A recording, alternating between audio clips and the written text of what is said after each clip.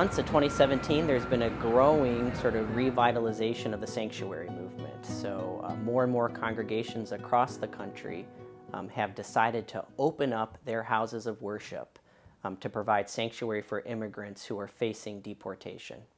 Why? Well, the answer is these congregations are responding to and resisting actions taken by President Trump and his administration.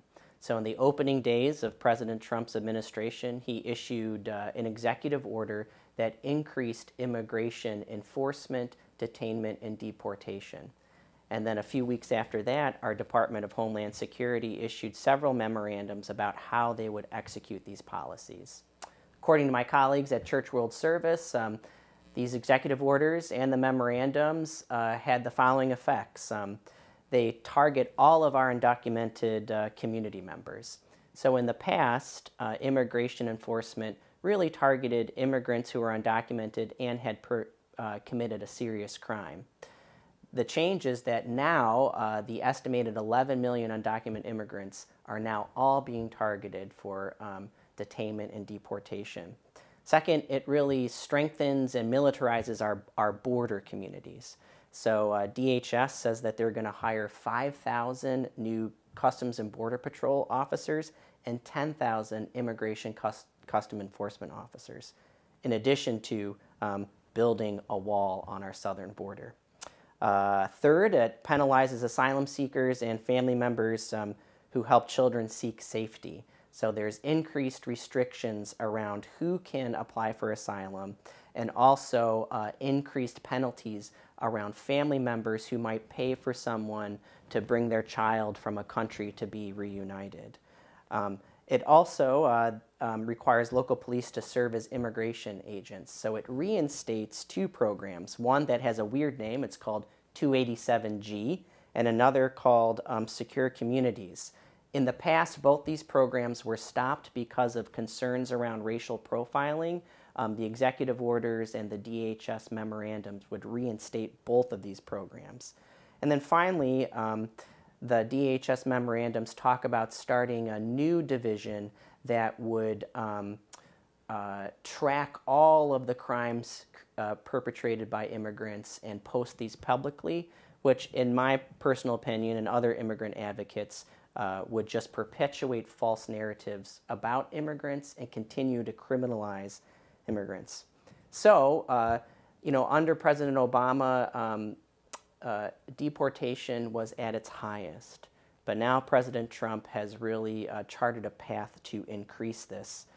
It means that many communities across our country that have undocumented immigrants and families that have members of mixed status, that is, who might be citizens or naturalized citizens or have green cards or might be undocumented, are really going to be deeply affected by these policies.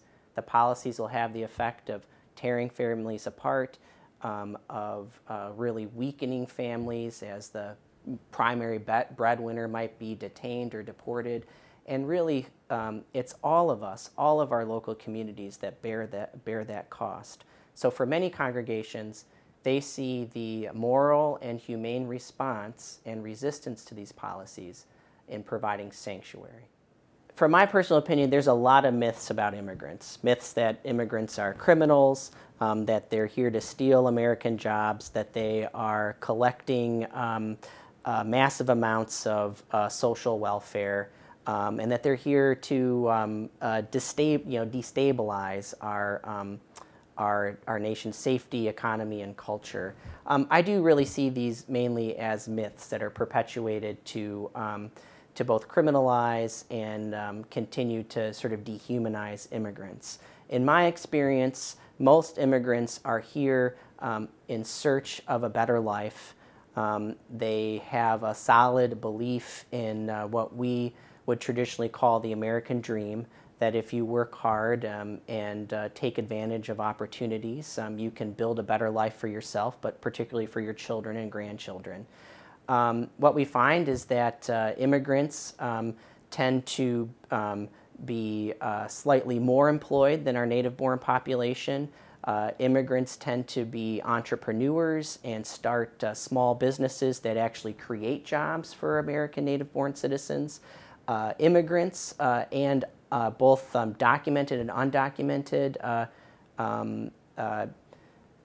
tend to not not take advantage of our social welfare programs.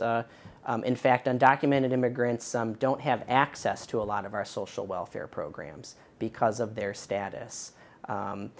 Really, the only welfare is if they enter an emergency room, they have to be treated because that's sort of an ethical issue. And all children, regardless of status, are educated in our public school system. But beyond that, undocumented immigrants cannot take advantage of food stamps or subsidized health care.